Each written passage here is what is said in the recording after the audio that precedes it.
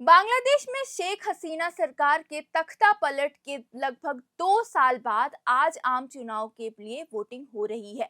भारतीय समय अनुसार सुबह 7 बजे से वोटिंग जारी है। यह चुनाव 2024 के उस हिंसक आंदोलन के बाद हो रहे हैं जिसके कारण 15 साल से शासन कर रही तत्कालीन प्रधानमंत्री शेख हसीना को पद से हटना पड़ा था। शेख हसीना की सरकार गिरने के बाद 18 महीने के बाद यह चुनाव हो रहा है।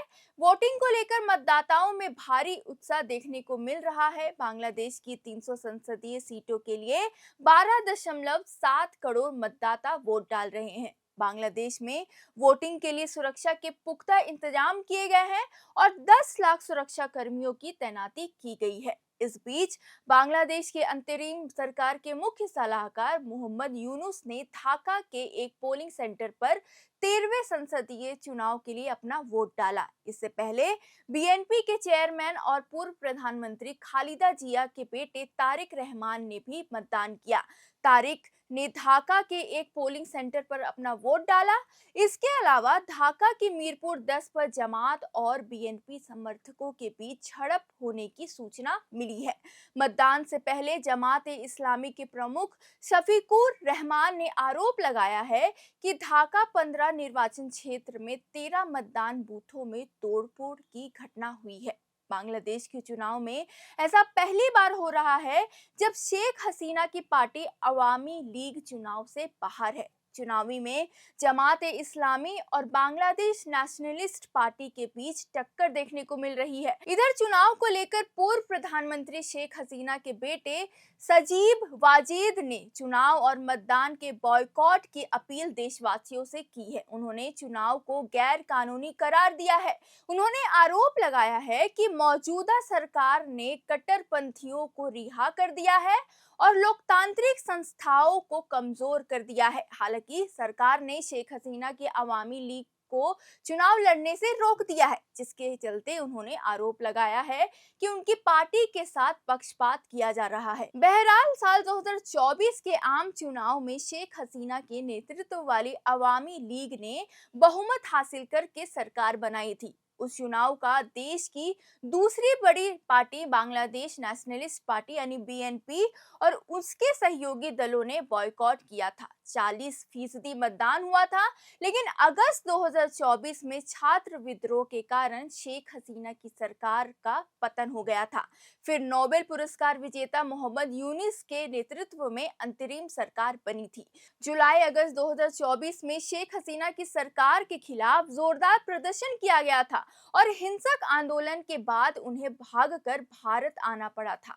शेख हसीना के जाने के बाद मोहम्मद यूनुस के नेतृत्व में देश में एक अंतरिम सरकार का गठन किया गया, जिसने कट्टरपंथियों को खुली छूट दी है। वही मोहम्मद यूनुस, जिन्होंने आने वाली चुनी हुई सरकार को जल्द ही सत्ता सौंपने का वादा किया है।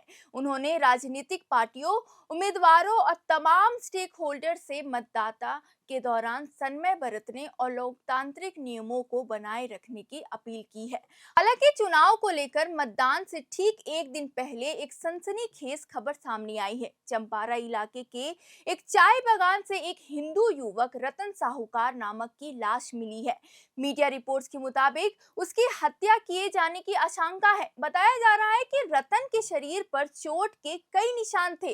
लाश खून से लथपथ हालात में मिली और उसके दोनों पैर भी बंधे हुए थे। पुलिस ने शव को अपने कब्जे में लेकर जांच शुरू कर दी है। पुलिस का कहना है कि वह इस मामले की हर एंगल से जांच कर रही है। रतन के साथ काम करने वालों ने आरोप लगाया है कि उसकी हत्या की गई है। उन्होंने कहा है कि जिस तरह के जख्म के निशान हैं और जिस तरीके से उसके साथ उसके हाथ पैर बांध दिए गए थे, उससे साफ पता चलता है कि उसकी हत्या की गई है। पुलिस ने जांच शुरू कर दी है और यह पता लगा रही है कि हत्या चुनाव से जुड़ी हुई है या किसी और वजह से हुई थी। मौत के कारण या हालात के बारे में अभी तक कोई आधिकारिक बयान जारी नहीं आया है। आपको बता दें, बांग्लादेश में अल्पसंख्यकों खासकर हिंदुओं के खिलाफ हिंसा को लेकर एक बेहद गंभीर रिपोर्ट सामने आई है। Human rights Congress for Bangladesh minorities यानी HRCBM की जनवरी 2026 की शुरुआत में जारी रिपोर्ट के मुताबिक 6 जून 2025 से 5 जनवरी 2026 के बीच 116 अल्पसंख्यक लोगों की हत्या कर दी गई। इनमें अधिकतर हिंदू समुदाय के लोग थे। मरने वालों में कुछ बौद्ध और ईसाई समुदाय के लोग भी थे। रिपोर्ट्स के मुताबिक ये हत्याएं बांग्लादेश के सभी 8 डिवीजनों और कम से कम 45 जिलों में हुई है। बांग्लादेश में अल्पसंख्यकों की हत्या के इन 116 मामलों में 12 मामले मॉब लिंचिंग के थे। इसके अलावा टारगेट करके की गई हत्याएं, हिरासत में या संदिग्ध हालात में मौतें और झूठे आरोपों के बाद भी की गई हत्याएं भी शामिल है। इसी को लेकर दिसंबर में कट्टरपंथी युवा नेता शरीफ उस्मान हादी की हत्या के बाद से बांग्लादेश में हिंदुओं पर हमला की घटनाएं बढ़ गई है। जैसे जैसे आम चुनाव की तारीख नजदीक आई, वैसे वैसे इन घटनाओं में और तेजी आई। अकेले दिसंबर 2025 में सांप्रदायिक हिंसा की 51 घटनाएं दर्ज की गई थी। कुल मिलाकर बांग्लादेश में शेख हसीना के तख्ता पलट के 18 महीने बाद हो रहे चुनाव देश के भविष्य के लिए निर्णायक है।